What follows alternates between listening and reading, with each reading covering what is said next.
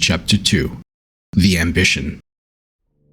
If the eternal darkness was Velthera's canvas, then the Black Sentinel was her easel. The fortress pierced the sky like a malformed shard of obsidian, and she stood motionless at the edge of its highest balcony, less a woman than a silhouette carved from the abyss itself. Velthera's fingers traced the stone balustrade, black nails clicking against its surface. She flexed her hand, watching pale flesh catch the faint mauve luminescence of prismir that had seeped into her bones decades ago. Unnatural light, a side effect of drawing too deeply from the void. The howling wind whipped her hair across her face. Black strands shot through with silver that hadn't been there centuries past. It was cold, but the cold meant nothing to her, just as breathing and blinking had become when she had laid claim to the Nightshawl 600 cycles ago. Velthera's gown shifted with the unnatural currents, like shadow woven into fabric through sorcery. She turned her gaze to the darkness below, endless, oppressive, and above all, hers.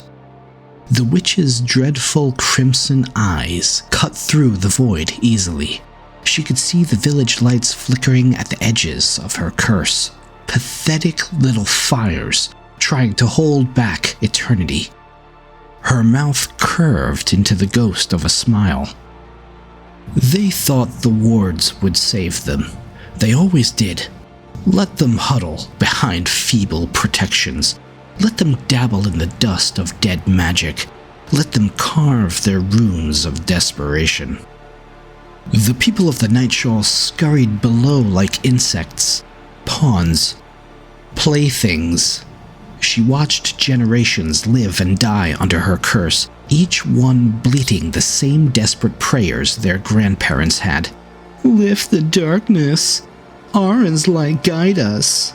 Free us from the witch. Velthera's smile widened, sharp as broken glass. They called her witch like it was an insult, like she hadn't earned the title through countless cycles of study and sacrifice. Pain and blood spilled, hers and others. Let them spit the word. Their hatred and subjugation were proof that she succeeded.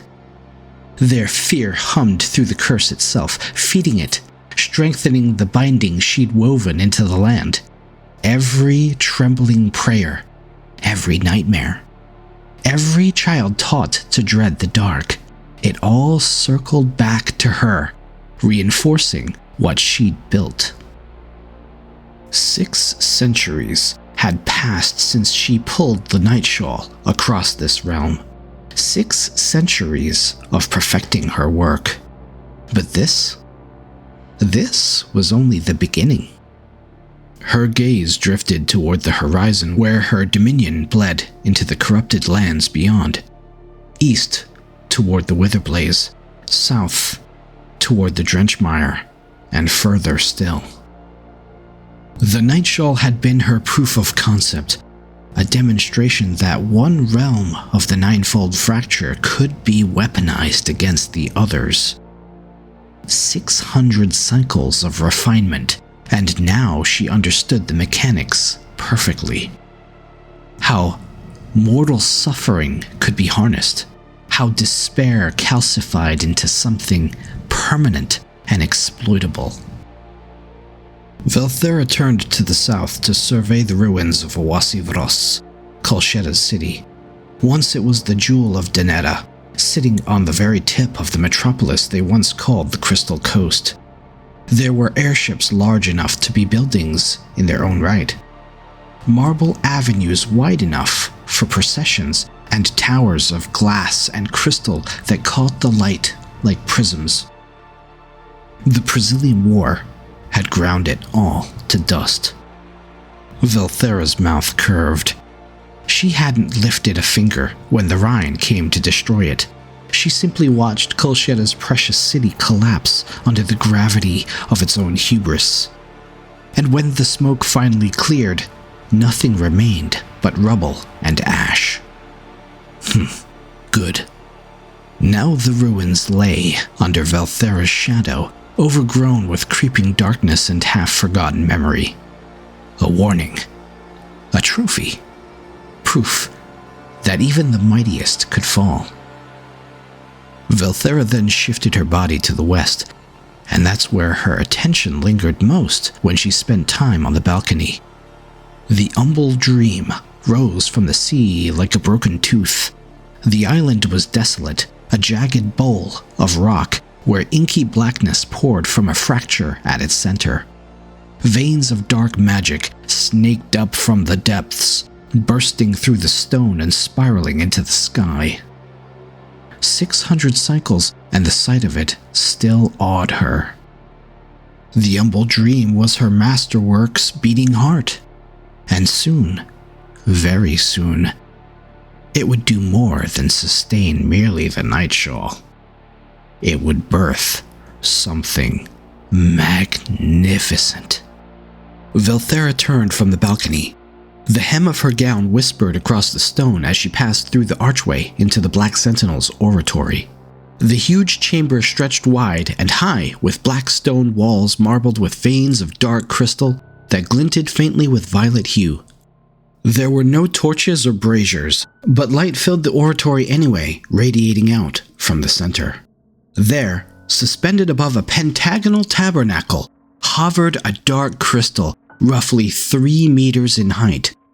Its faceted surface caught the ambient magic and threw it back in fractured patterns across the walls. The air around it distorted like the shimmering of heat. 4 figures stood at the corners of the tabernacle, each occupying their position with silent expectation. Velthera moved to the 5th corner, her place, and let her gaze sweep across them. Myr'ides occupied the corner to her left, encased in black armor so polished that it reflected the crystal's violet pulse. Her gauntleted hands rested on an executioner's blade. She pressed its tip into the floor hard enough to crack the marble. She didn't bother hiding her assessment either. Those pale eyes tracked Velthera like she was measuring an opponent. To the right, Nycurus leaned against the platform's edge with studied casualness, though her fingers never stopped moving. A whip was coiled at her hip. Black and silver garments shifted around her like living smoke, and the dagger she spun between her fingers caught the light with each rotation. Across from Velthera, Alindra stood perfectly still, like a marionette without its puppeteer.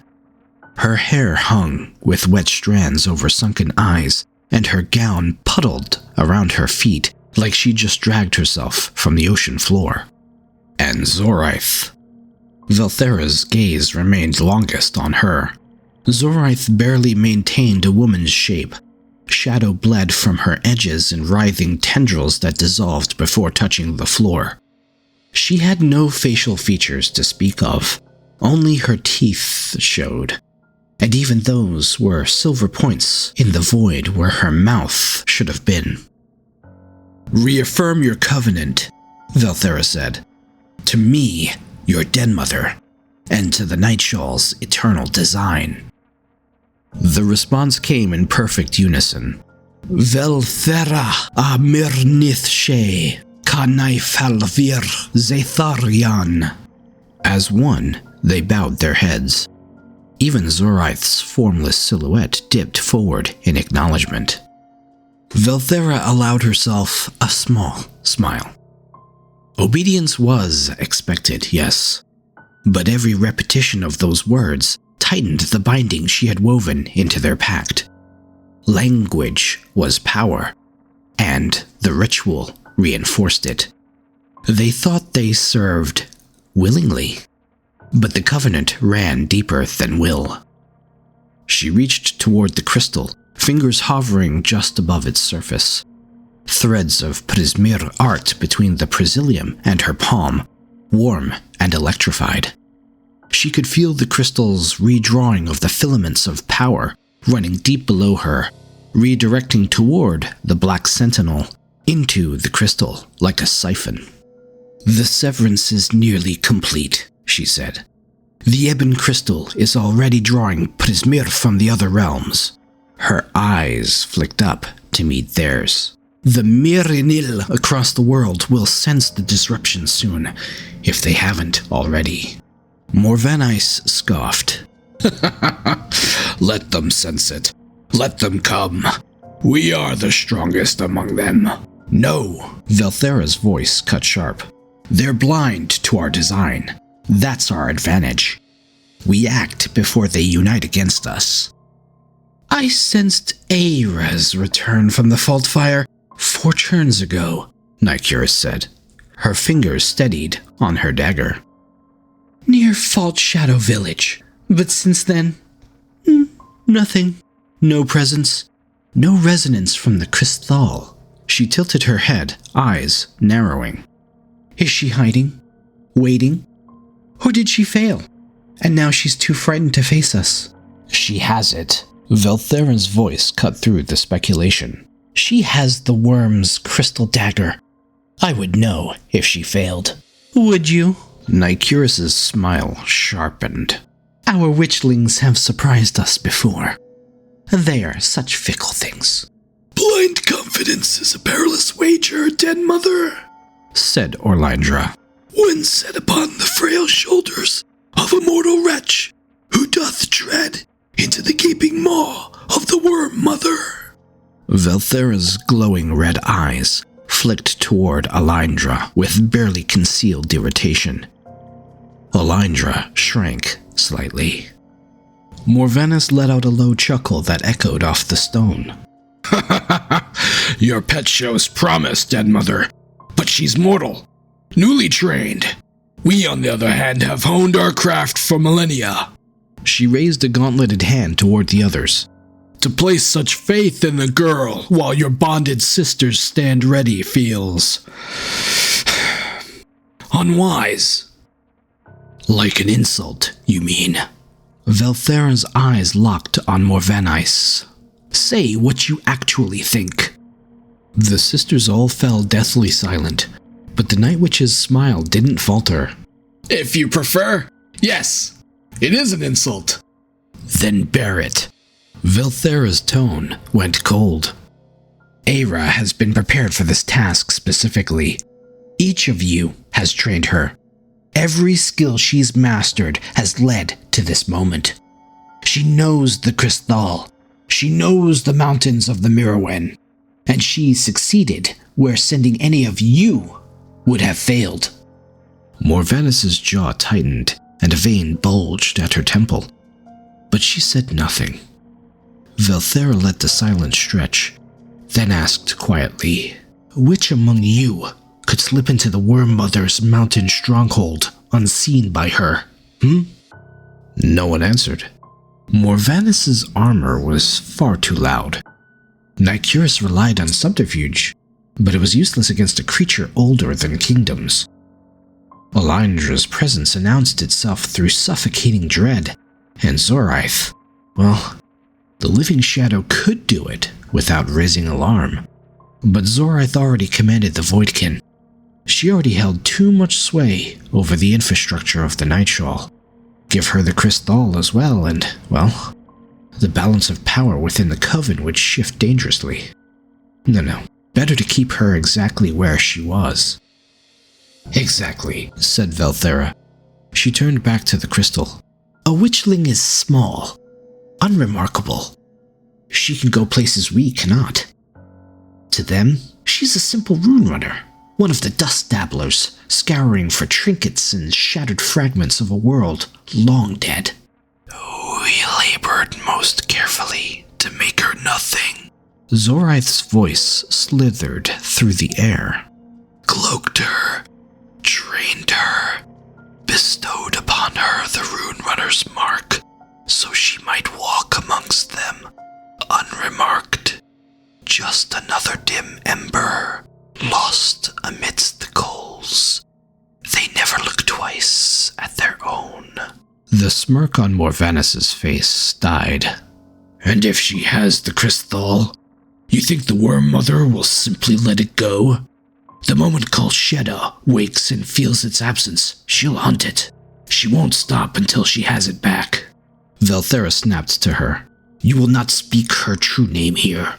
Myr'ides dipped her head at Velthera in acknowledgement. Velthera's fingers curled, and Prismir crackled between them.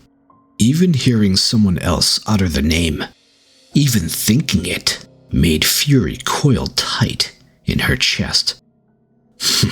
Kolsheda. Immortal. Untouchable. The so-called monarch of the Myr, clinging to her throne through sheer stubborn refusal to die. Kolsheda lived so long that she held a compendium of titles. One of them was Keeper of Balance. But balance was just another word for compromise, refusing to commit because you feared what would happen if you actually saw it through. Weakness. But the crystal. No. The crystal wasn't weak. Forged in the age before the Brazilian War, when Prismir still flowed pure and unified, and the Myr walked Deneta as gods. It didn't have to balance anything. One strike could level a mountain and could delete even the most powerful of magical workings, including everything Kolsheda had created, which was precisely why Velthera needed it. The Worm Mother has ruled long enough, she said. Her precious balance is a relic from a dead world.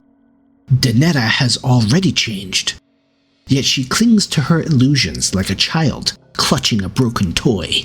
She turned then away from Myr'ides to face the entire coven. The worm meant the ninefold fracture to be a means to prevent another Brazilian war, to hold everything in perfection. But it's far from perfect, isn't it? Look at all the little dust dabblers scurrying under our heels. Her smile sharpened. Mortal hearts will never be free of chaos, but when our plan succeeds, when all 9 realms converge, the Nightshawl won't be contained to this coast. It will embrace all of Deneta, stronger than ever. Velthera's eyes swept across each of them. The Worm Mother's time is over. We are the future. The crystal flashed brighter. Velthera turned back to it and reached out. Magic prickled up through her palm. She could feel it building, growing stronger with each passing moment. Myr'ides' smile returned. And when the mortals pray for deliverance? She asked. They can pray, Nycurus replied.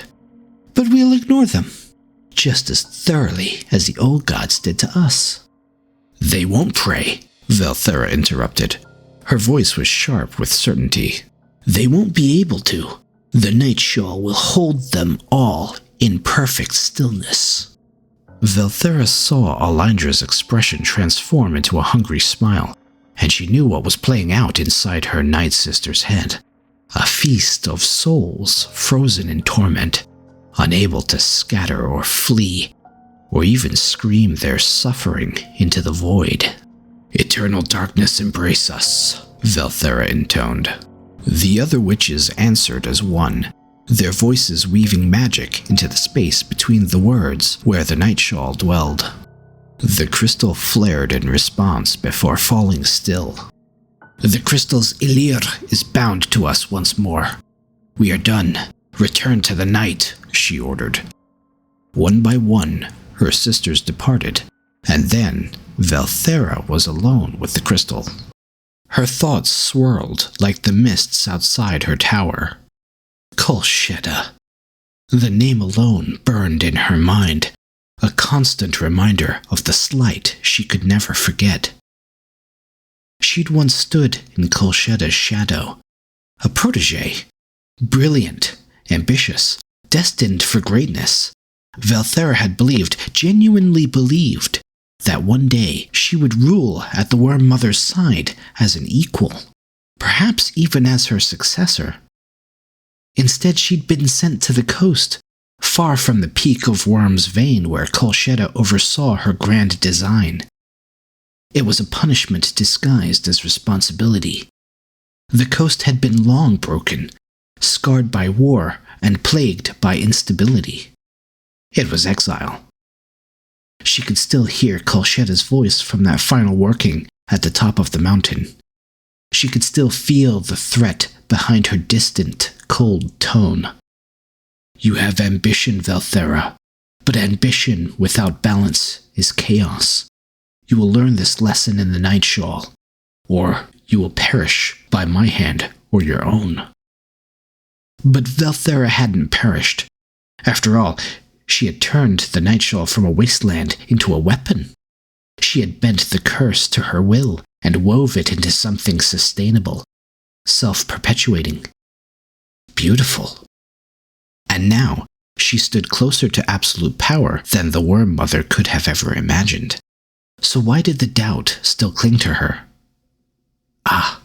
Because Kolsheda wasn't some petty rival. She was incomprehensibly primeval and powerful.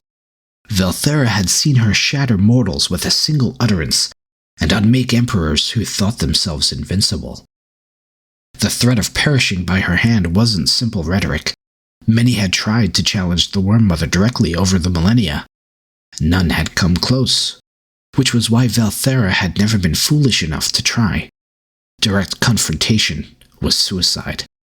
But working from the shadows, corrupting the distribution of magic slowly, methodically, until the world itself bent to her design, that was something that Kolsheda wouldn't see coming, couldn't counter. Not until it was too late. And once Velthera had the crystal in her possession, even the Worm Mother would fall. The weapon Kolsheda relied on to maintain her precious balance would be the instrument of her destruction. There was poetry in that, a justice. You underestimated me, Worm Mother. You always did. Velthera turned from the crystal and ascended the dais at the far end of the oratory. Her gown trailed behind her like spilled ink. She settled into her throne, black stone, carved with the same runes that covered the tabernacle, and let her hands fall onto the armrests. Eira will succeed, the thought repeated insistently. Because if Eira didn't, if the witchling failed, if Kolsheda caught her, if the crystal remained in the Worm Mother's possession, then 600 cycles of work would mean nothing. The convergence would fail. The flow of Prismir would snap back into their natural pathways, and Kolsheda would turn her attention to the Nightshawl, to Velthera.